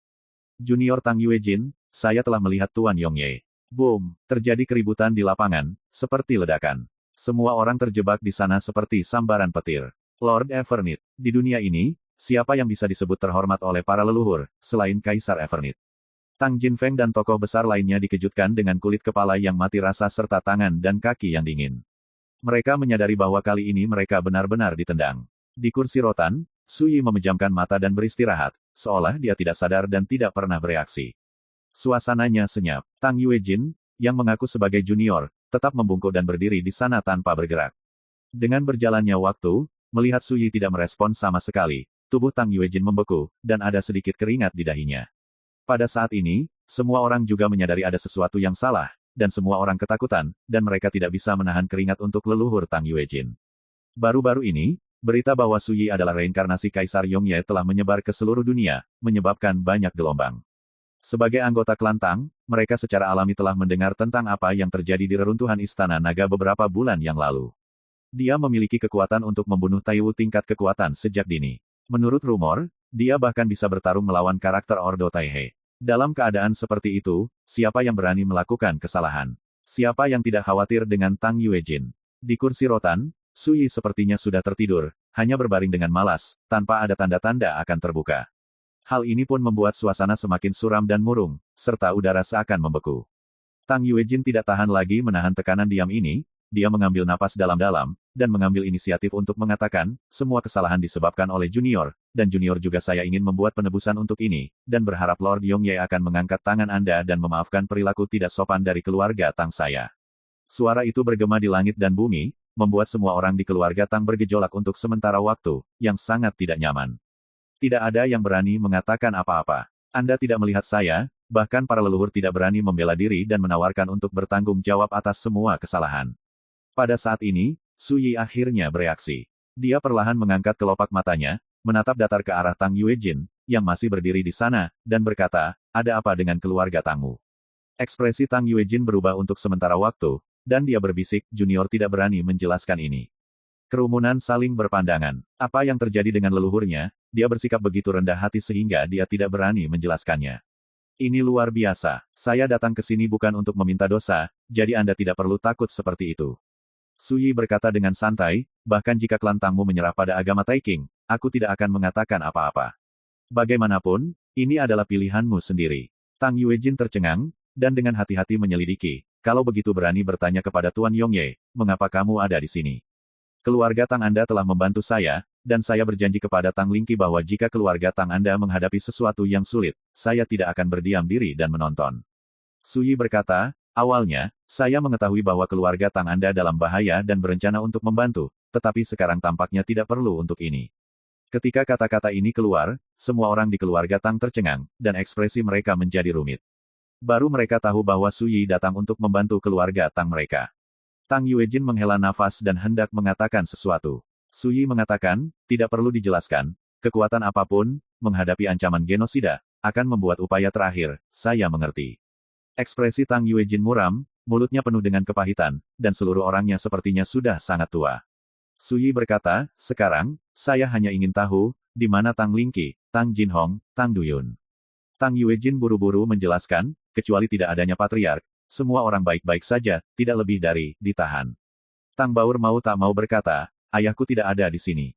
Kemana dia pergi? Ini. Tang Yuejin ragu-ragu. Pada saat ini, tawa tiba-tiba terdengar. Kenapa tidak berani mengatakannya? Apakah Anda menyesalinya? Disertai oleh suara, cahaya perak tiba-tiba muncul entah dari mana, berubah menjadi seorang pria bermantel bulu. Dia memakai mahkota zamrud, berlengan elegan, terlihat muda, dan penuh dengan kekuatan luar biasa. Tiba-tiba ada keributan di lapangan, dan semua orang berubah warna, memandang pria berjaket bulu penuh ketakutan dan ketakutan. Setelah pria bermantel bulu itu muncul, dia langsung mengabaikan orang-orang yang hadir dan memandang Su Yi yang duduk di kursi rotan untuk pertama kalinya. Dia tersenyum dan berkata, dia tidak berani mengatakan, biarkan aku memberitahumu, Tang Duyun telah dibawa kembali ke Sekte Taiking. Ketika pertemuan besar untuk membangun kembali pusat pengadilan abadi dimulai pada saat itu, Tang Duyun juga akan berpartisipasi di dalamnya, tetapi pada saat itu dia akan dieksekusi sebagai orang berdosa, membunuh ayam dan monyet, dan memberi contoh. Tiba-tiba, Tang Baur disambar petir, wajahnya yang cantik menjadi pucat, dan tubuhnya yang halus bergetar. Ayah dia, akan dihukum mati. Di samping, Tang Yuyan dengan cepat menghibur Tang Baur, jangan khawatir, itu belum terjadi. Pada saat ini, Tang Yuejin berkata dengan tidak percaya, utusan Tuhan, Anda secara pribadi telah berjanji bahwa Anda tidak akan menyakiti orang-orang kami, jadi apa ini? Ada apa? Urusan. Keluarga Tang yang lain juga melihat pria bermantel bulu, dan ekspresi mereka penuh amarah. Ya, bahkan mereka tahu saat ini bahwa patriark yang diundang oleh Sekte Taiking telah dijatuhi hukuman mati. Pria bermantel bulu mendengus dingin, Tang Duyun itu keras kepala dan menolak untuk menyerah kepada kami lagi dan lagi, seperti hal seperti ini, jika kamu tidak melakukannya. Jika kamu membunuhnya, apa gunanya menyimpannya? Mungkin, apa yang ingin dikatakan oleh Tang Yue King Kong disela dengan tidak sabar oleh pria bermantel bulu, karena keluarga Tangmu telah memilih untuk menyerah, kamu harus mematuhi perintah. Kecuali, kau berencana untuk kembali dan menyesal, tapi jika kau melakukan ini, keluarga Tangmu akan hancur. Suaranya seperti guntur, menggema di antara penonton. Semua orang di keluarga Tang kedinginan, dan ekspresi mereka penuh kesedihan dan kemarahan. Tapi tidak ada yang berani mengatakan apa-apa. Tang Yuejin tiba-tiba menghela nafas dan kehilangan jiwanya, jika kamu tidak menyerah, kamu akan mati. Kamu menyerah, Tetapi kamu masih berakhir seperti ini. Apa yang dilakukan keluarga Tang saya, menyebabkan bencana seperti itu. Dengan suara itu, setiap orang memiliki perasaan satu sama lain dan terlihat sedih. Tapi saya melihat pria bermantel bulu berkata perlahan, ingin tahu alasannya. Lalu saya akan memberitahu Anda bahwa, pada konferensi perburuan langit, Suyi secara brutal membunuh berbagai orang. Ada banyak raja abadi dari kekuatan besar, dan dikatakan bahwa Suyi diundang dan dilindungi oleh keluarga Tangmu ketika dia berpartisipasi dalam konferensi Tianshu. Berbicara, matanya penuh ironi, kamu bilang, jika kami tidak membersihkan keluarga Tangmu, bukankah kami akan mengatakannya begitu saja? Semua orang kaget, jadi akar masalahnya ada di sini. Pria bermantel bulu itu tersenyum dan berkata, sederhananya, dosa-dosa keluarga Tangmu semua disebabkan oleh Suyi ini. Dia adalah bencana bintang, selama siapapun yang terkait dengannya tidak bisa lepas dari akhir pembersihan. Semua orang tampak murung. Suyi menyesap dari kendi, ekspresinya tenang. Dia telah menonton dari pinggir lapangan, menyaksikan pria berjaket bulu itu beraksi, seperti melihat badut yang melompat di atas balok. Pria bermantel bulu tersenyum dan berkata, tentu saja, keluarga Tang Anda cukup cerdas, dan Anda memilih untuk menyerah untuk menghindari bahaya pemusnahan. Kentut. Tiba-tiba, Tang Yuyan memarahi dengan marah. Kamu adalah pelakunya, tetapi tidak tahu malu untuk menyalahkan bencana ini pada kepala kaisar. Dia jelas-jelas di luar kendali, dan tampak sangat bersemangat. Anda tidak berani melawan kaisar secara langsung, jadi Anda menggunakan cara rendahan semacam ini untuk menganiaya klan saya, itu masih rugi untukmu. Utusan apa? Itu bahkan tidak sebagus babi dan anjing. Semua orang tidak bisa menahan keringat untuk Tang Yuyan. Itu dewa, pria hebat yang melayani putra dewa. Benar saja, pria bermantel bulu menjadi muram dan menatap dingin ke arah Tang Yuyan. Adapun aku, Tuan tidak mengingat penjahatnya, jadi biarkan saya Anda hidup sedikit lebih lama, dan kemudian, hehe. Senyum jenaka itu membuat Tang Yuyan bergidik. Tidak ada lagi. Pada saat ini, Suyi perlahan bangkit dari kursi rotan, menatap pria bermantel bulu dengan tenang, dan berkata, tidak peduli siapa kamu beraninya kamu berani lancang di depanku, di sini hari ini, kamu pasti akan mati, kataku. Suasana tiba-tiba menjadi membosankan. Suasana dingin yang menyesakkan tiba-tiba menyapu penonton. Pria bermantel bulu menyipitkan matanya dan tersenyum sinis, aku sudah tahu segalanya tentang reruntuhan Istana Naga, jika tidak ada Dewi Sining untuk tolong, kamu sendirian Raja Abadi kecil, ada apa? Tembak. Suyi menarik napas. Di cabang persik di tanganku, 7 bunga persik yang menyala tiba-tiba menari, berkilauan seperti hujan bunga, mengambang di kehampaan. Suyi mengambil langkah dan muncul di depan pria bermantel bulu. Hahaha, aku waspada terhadapmu. Pria berbaju berbulu itu menengadah ke langit dan tertawa, dan tiba-tiba 6 jimat misterius muncul di hadapannya. Pada saat yang sama, sebuah tombak emas pendek muncul di masing-masing tangannya, dan dia menebas dengan marah ke arah Suyi yang ada di depannya. Boom! Dengan satu pukulan, langit dan bumi berguncang dan kehampaan runtuh. Seluruh gunung abadi Jinlan bergetar hebat, retakan yang tak terhitung jumlahnya muncul di tanah dojo ini, dan lempengan batu hancur berkeping-keping. Formasi terlarang yang menyelimuti gunung runtuh dalam sekejap.